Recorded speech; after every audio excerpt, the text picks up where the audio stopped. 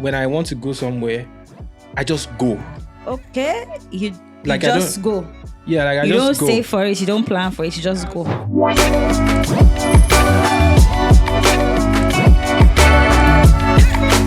Hi everyone, my name is Kos and you're welcome to Let's Talk, a money podcast by Cowrywise. Today we'll be delving into the world of travel, and with me is my amazing guest, Faye Shayo, who will be talking to us about travel and money. Hi Faye, do you want to tell us who you are? Yeah, hi everybody. My name is Faye Shayo. I lead design at Cowrywise. I've traveled to like I think 8. Is it? Okay, let's say 7 countries now, and yeah, I think I know, not a lot, but some things about traveling on a budget and just managing your money well. Yeah. Okay, I like how you just dive straight into it. Not even give us like some breathing space. Okay. Can you like talk to us about some of your favorite travel destinations and Oh yeah. why? I have 2, so I can't. That is the ones I've been to. My favorites is Switzerland, and the one that comes next would be Seychelles. But then it's between both of them, but because they are very, very beautiful countries, especially Switzerland is so beautiful, and yeah, just those 2, yeah. But you know, the thing with travel is one would think that you would easily pick locations like America or the UK. Why Switzerland in particular? And Seychelles. I mean, those are 2 very distinct options. Yeah, because you don't want to go to countries where everybody's walking. They're not giving like the tourist vibe. They are not like capitalist invested. Everybody's busy at their job. Right.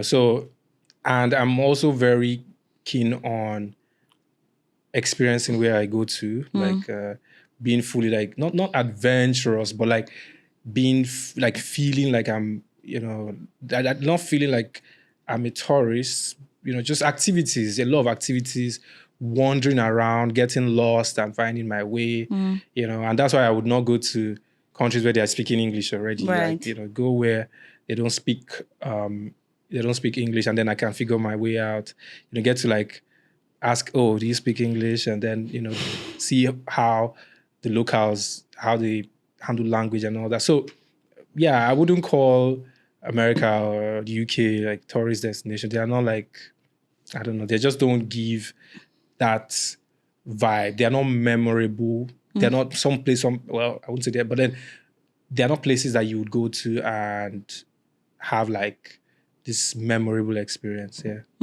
That's bold, and that really leads me to my next question, right? What was your most memorable experience in any of your recent trips? Yeah, I think it was Lucerne, Switzerland. We had to climb all the way to Switzerland in general. Like, it's such a dreamy country. Everywhere looks, when you're in Harry Potter, it looks like Switzerland looks like the movies, things that you just see, and the thing is, pictures, maybe what you see on Instagram, reels and videos, they don't really do it justice till you get there and you see like, what is this place? So that the Switzerland definitely, then Seychelles. Seychelles is like so if you're looking for, you want to see more people like you. I think Seychelles comes next. Seychelles is so beautiful. It's not as expensive as Switzerland. Switzerland is very expensive. Right. But Seychelles is very beautiful. And they have this also dreamy, it's just very dreamy. Also, you could see like the archipelago thing. Like archipelago. Yeah, so all that, like you would see like the rocks, and they have these open beaches. You don't need to pay to walk into. There's a beach in every corner. The air is clean. Oh, that's very, very important, because you go to some other places and you just don't feel like you've traveled. You feel like you're still back at home. But Seychelles, you would feel that they really take it to that. Like it feels like a proper tourist destination, and the hotels there are also very beautiful. I like when you talk about these countries like you're trying to talk to a lady. You're so passionate. It's so clean. The people, so beautiful. God, when? Okay, let's talk about the people for a second. Did you experience any form of, culture shock, right? Maybe people, food, their lifestyle, any of all Oh those things? yeah. The first culture shock was in, I wouldn't mention Europe because Switzerland's in Europe. I think I would start with Seychelles. Okay. They don't use horns without, just like in Nigeria, people just use horns with no discretion for no reason. And I think that was something that was shocking to me because I was like you could be driving for like 30 minutes and not hear a single horn.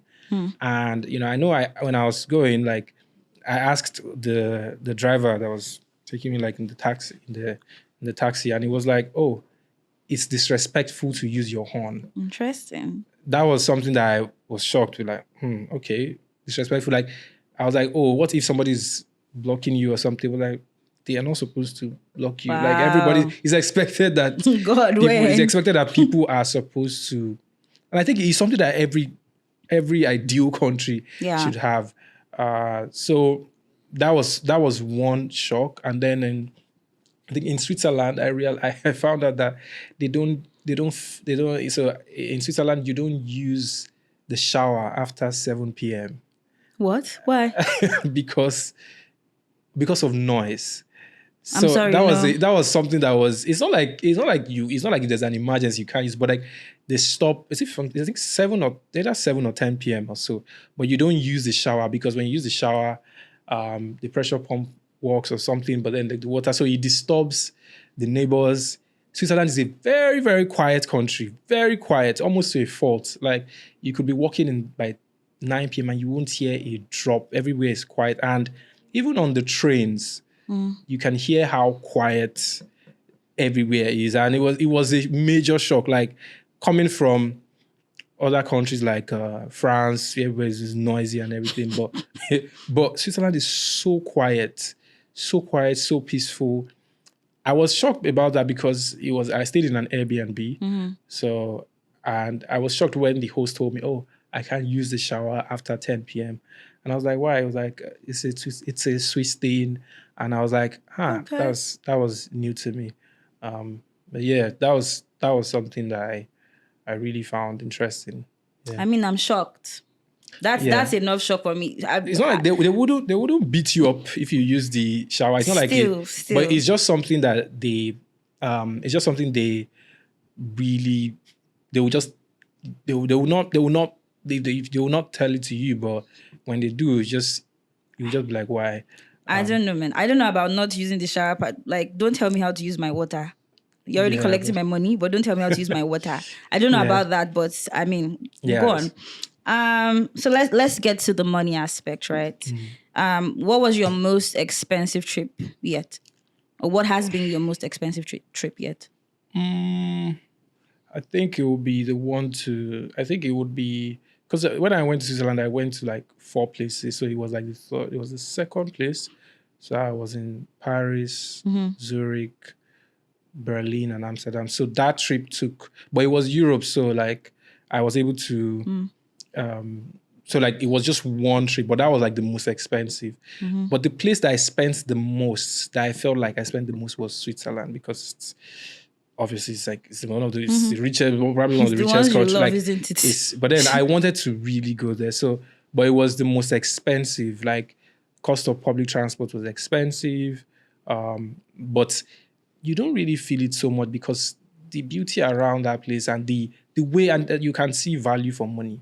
So, and I think that was one thing that that was one place I really that was really I Right. knew that I spent a lot. But then I think you would spend most in travel.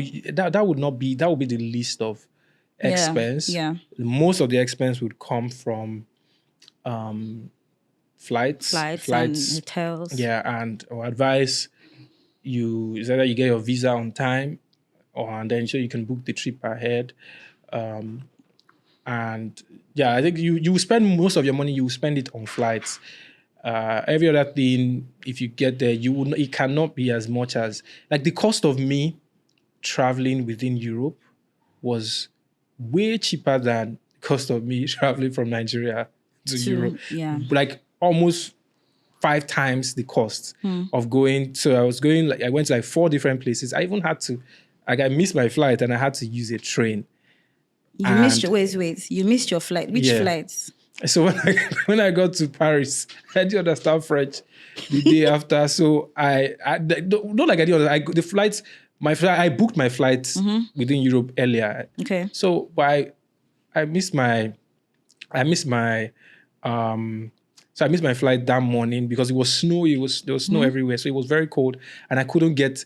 And I realized because everything was in French, so and I couldn't find a way to link the public transport, and they were not working. I didn't even know that they were not working because my flight was for 7 a.m. So I left the Airbnb at 5, and then I was just lost. Like I could not book the Ubers; they were not even working or something. So I had to wait till after, and I missed the flight, and I had to then book a train. I think in Lyon, and I went all the way to Lyon, and I booked a train for like I think 100 euros or so to Switzerland, and I was there, and I think it was very much worth it because it was so relaxing. You know, you're not dealing with like airplane, like luggage and all that. It was just very comfortable seats. The views from France to Zurich was just amazing. You said something about, flights being expensive, sorry. And, food and all of those other things not being as expensive. I'm hearing expensive. Give us the tea. How much did it cost you? Break it down. Don't just give us like some umbrella figure, right? Because again, people need to be able to see and, really relate to these things and see if it's something they can do in future, right? So yeah, I planned that trip. I planned to go when like off season, when it was not like, so, and that was another thing I learned. I went in the winter, like cold. So when there's no tourists, nobody. So that helped. I spent in total on accommodation. So I split. So what I did, because I stayed in 4 places. Okay. So I stayed in 4 cities, but then I spent about, I think on accommodation, I spent, 400 euros. Okay. For how long? So for like 10 days, yeah. Okay. So what I did was I split it. So in France, I stayed in Paris, I stayed in an Airbnb. Then, I will still get to that, Airbnbs and hotels. So then after that, in Zurich, I stayed in another Airbnb. Then in Berlin and Amsterdam, I stayed in hotels.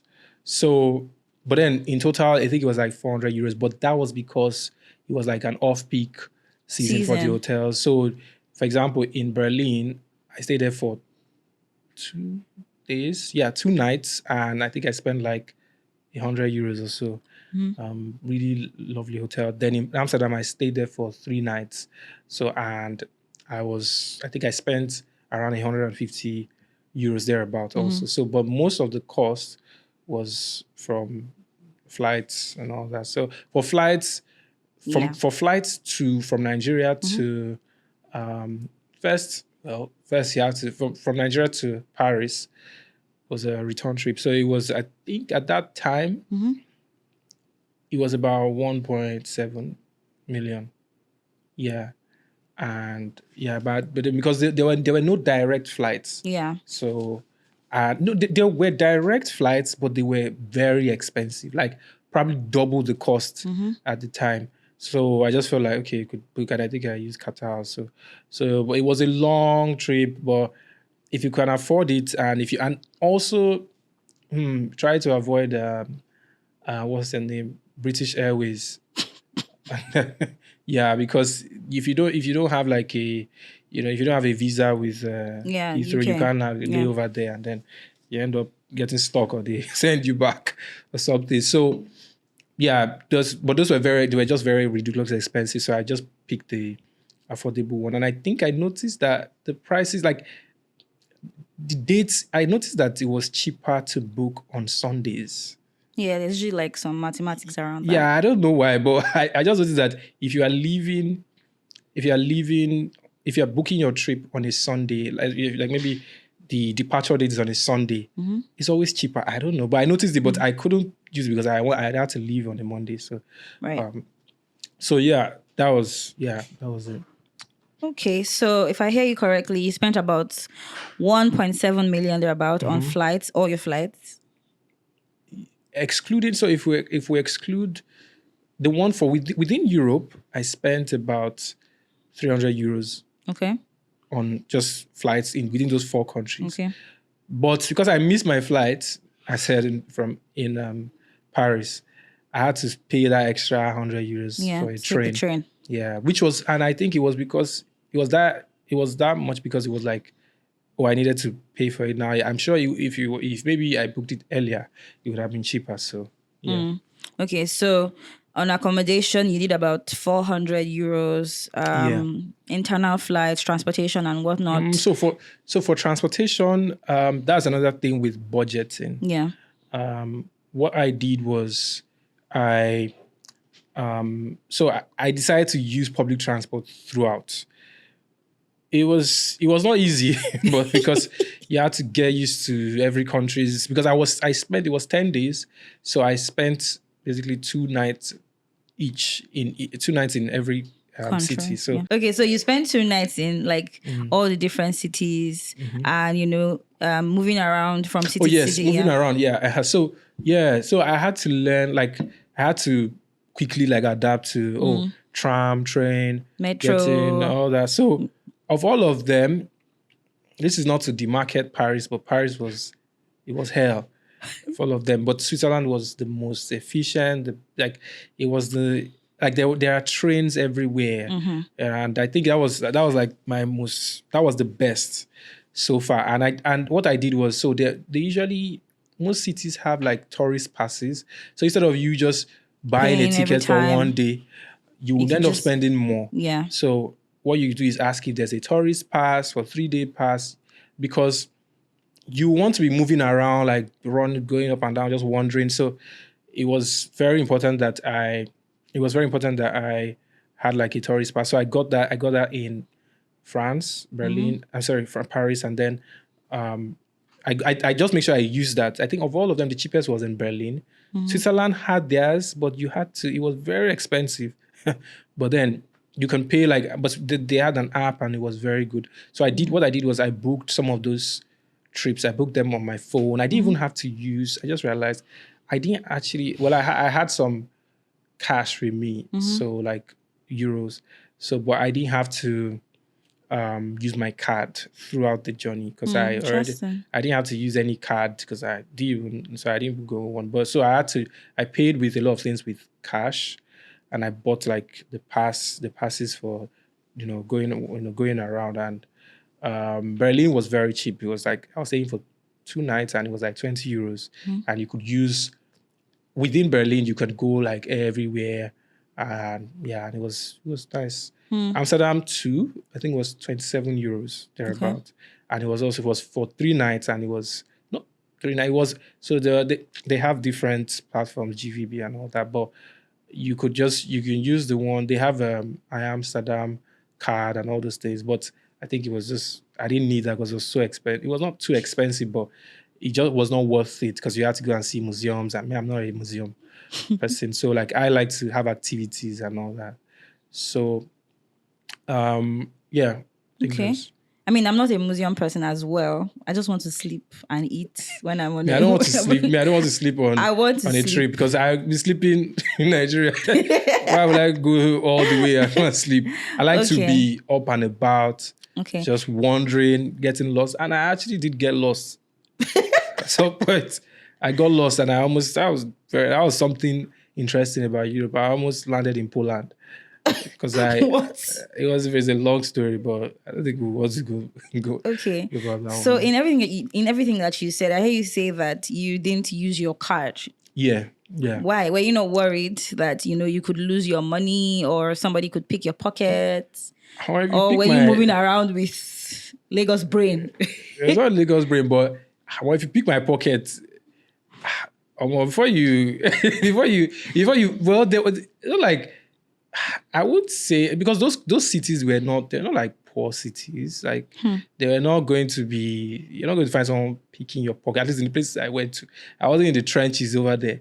I was like where people. So why would somebody want to? And most of the time, I had like a jacket on that was zipped. So they picking my pocket. So it was just no incentive to not have cash with me. And because our cards don't work Right. abroad. So I had to have cash with me. But I wasn't really like, I was only using cash to maybe buy souvenirs. But in terms of public transport, most of them were digitized. Like you could use like, they were like cards that you could tap and go, or you can use apps. So I could pay with like virtual cards with the apps, and that was really nice. I think that was in Amsterdam and Switzerland. So, and I think even Berlin, you could use like your app. So you just scan and go with your phone. So you didn't actually need to have a credit card. And because also another thing I realized was for hotels, most of the hotels most of them some of them don't accept cash. So I paid for them ahead. So there was nothing about using card anywhere. It takes me to my next question, right? I've known you for about, say, 3 years, almost 3 years, give or take. Why did you decide to start traveling now, right? You could have started traveling like, much earlier when dollar to naira wasn't, it wasn't this bad, right? Why didn't you start then? Why did you decide to start traveling now? Were you like working towards some sort of budget, or you wanted to wait till you had like enough money? So I think there's no time for when you want to travel. It was just maybe if you're busy, you might not have the time.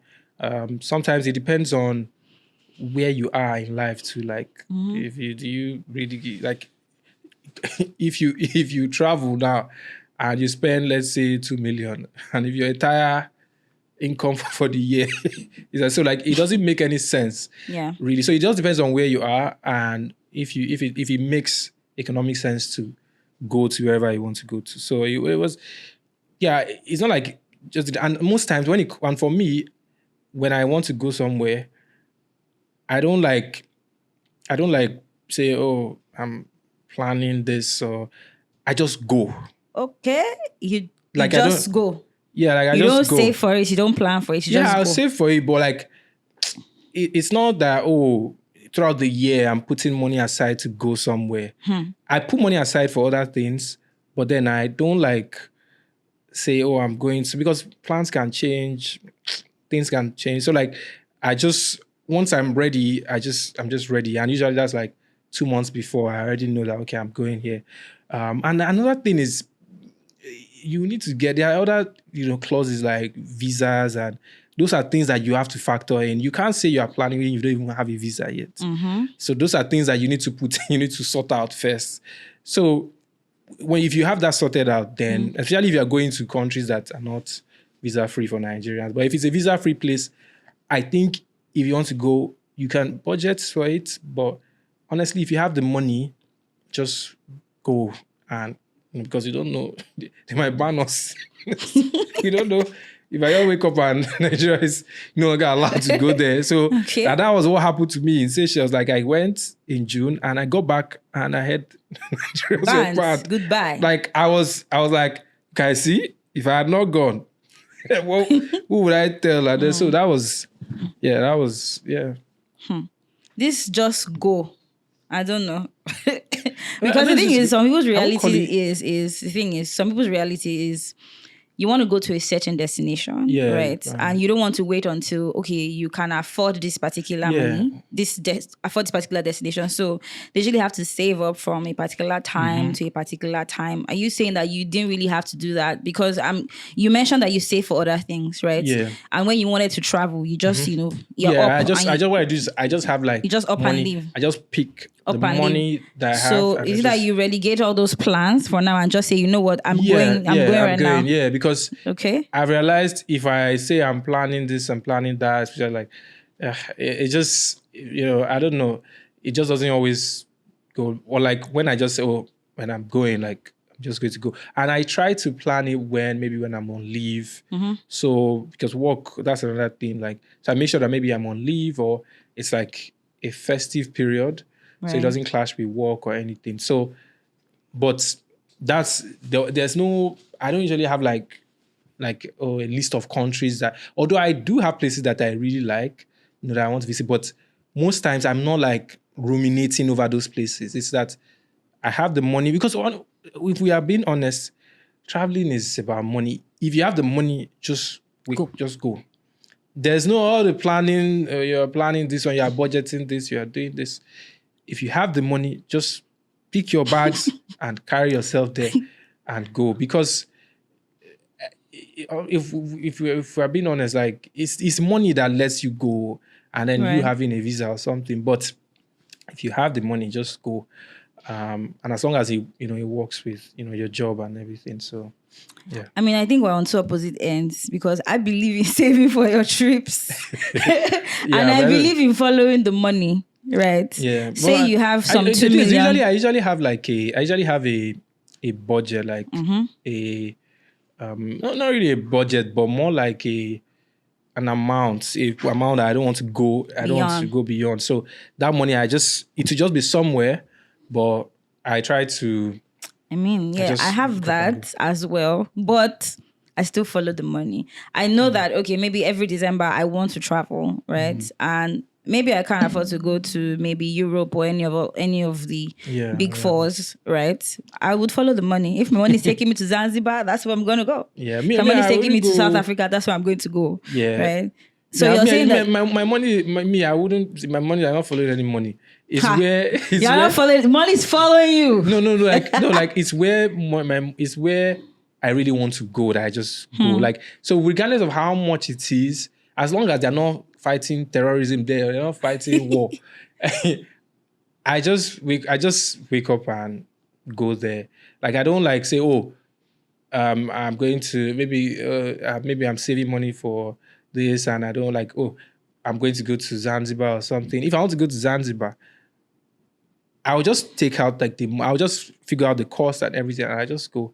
I don't really like spend too much time deciding where I want to go next. I just usually I have like countries that I like. Right. So, and I I would have researched about the activities and all that. So it's not just it's just, do you have the money now, or will you have the money by then? So it's not like, I'm putting this money aside, because things happen, and then the money is short, and or maybe economy or something.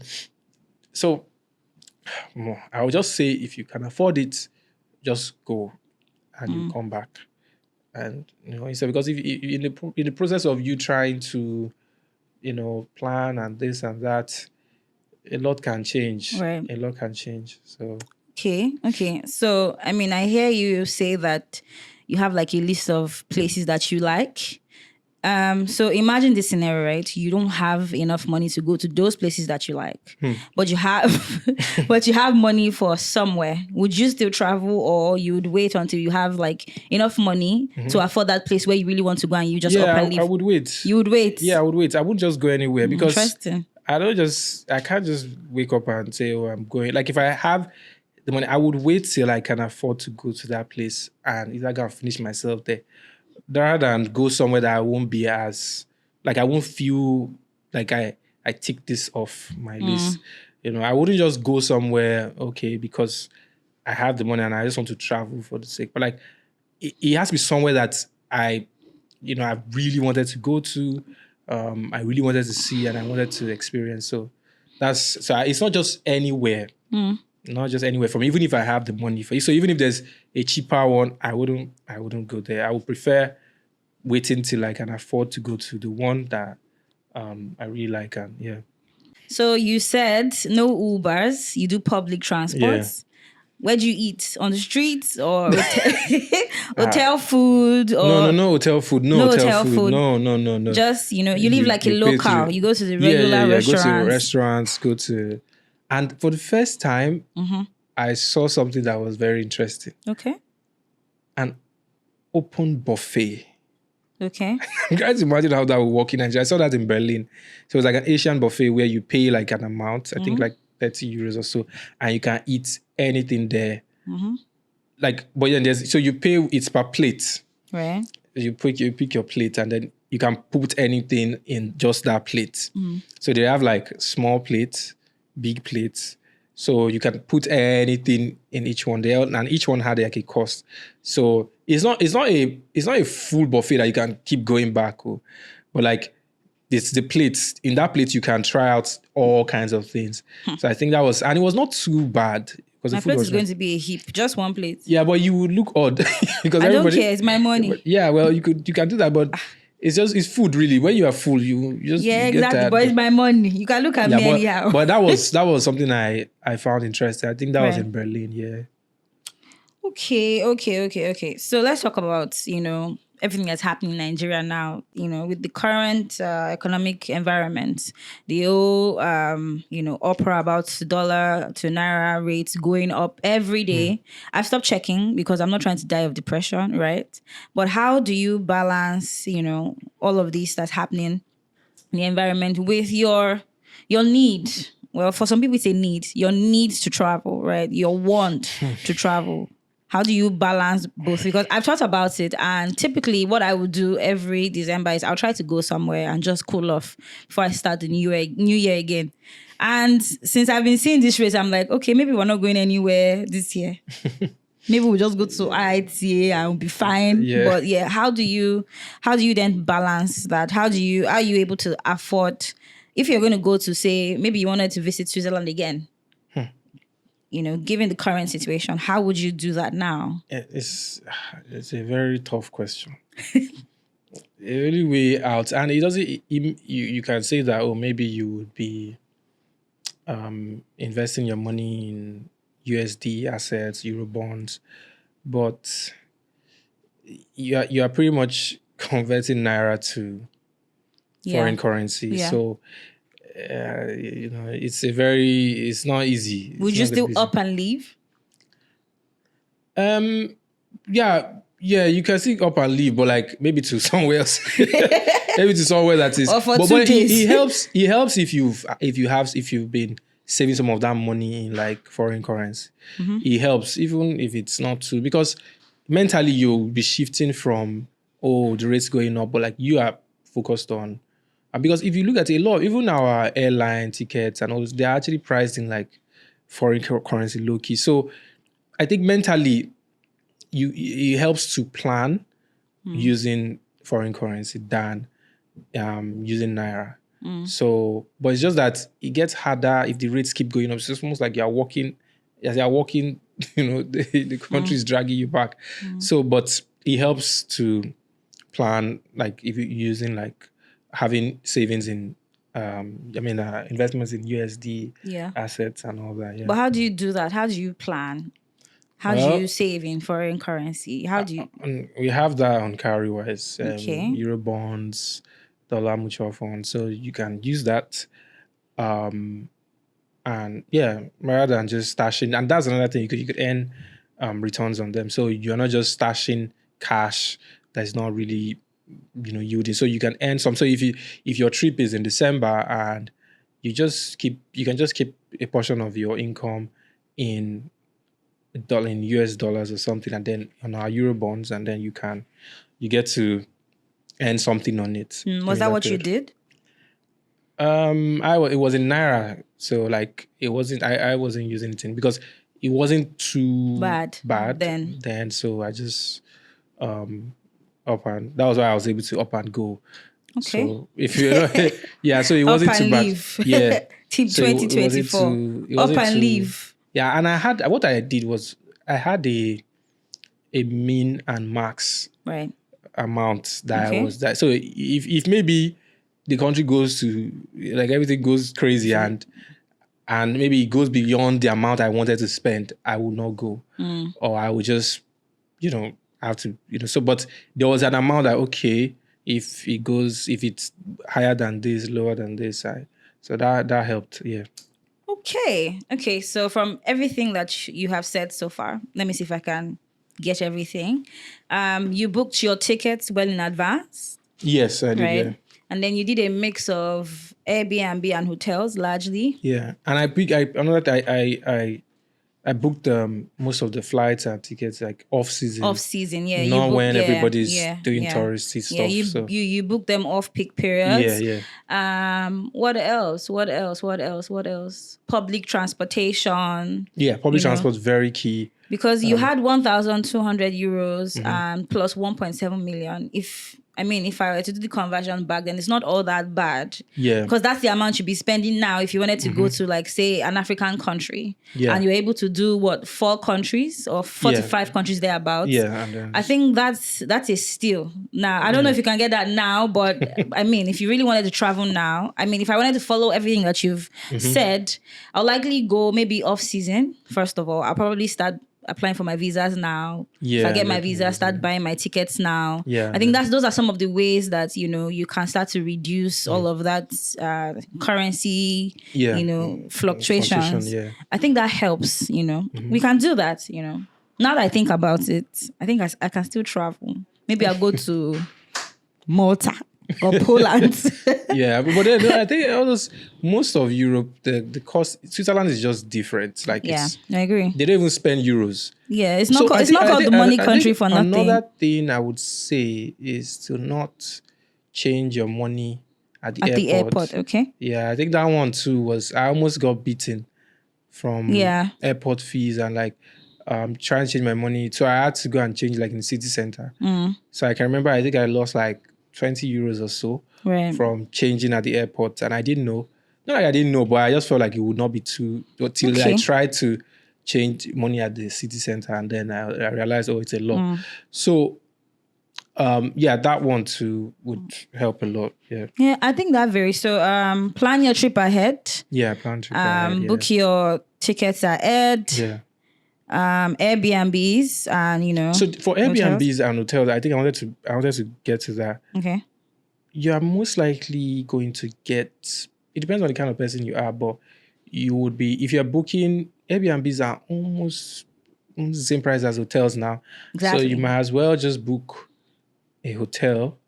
And sometimes hotels actually, some of them have very good deals, and you don't deal with the awkwardness of Airbnbs and dealing with I'm pro hosts hotel.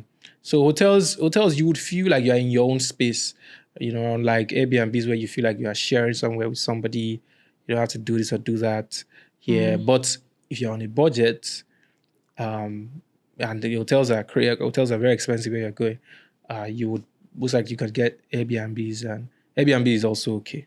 But I think you'll be freer if you were to use it's not that if you want to get like a feeling of a local, like maybe Airbnb can come in, and you don't want to feel like isolated just in one hotel. So Airbnb will come in, like the host, especially if you have a very good host, they will tell you places to eat, where to go to next, places like how far the place. So I think that one makes sense. But if you want to have if you want to feel like you don't want to be worried about certain things, just stay in hotel. Right. And then so everything I'm hearing from all you have said so far is advanced planning. I'm pro hotel. Anyway, I'm never pro Airbnb. I'm pro hotel.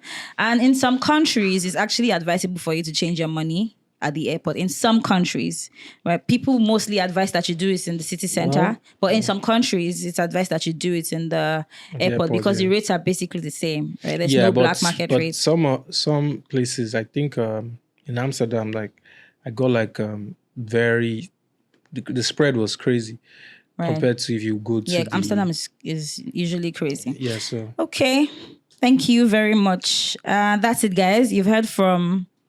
The travel vlogger himself who just ups and leaves. Advanced planning, budgets, book your hotels and flights well in advance. Try to live like a local and try to blend in. You can do train rides and book on transportation. No Ubers. Save your money. Of course, plan. And once you do, maybe the current economic situation will not really be so, it will not hit your pocket so much. It won't hit your pocket so much or create like a deep hole in your pocket. Yeah.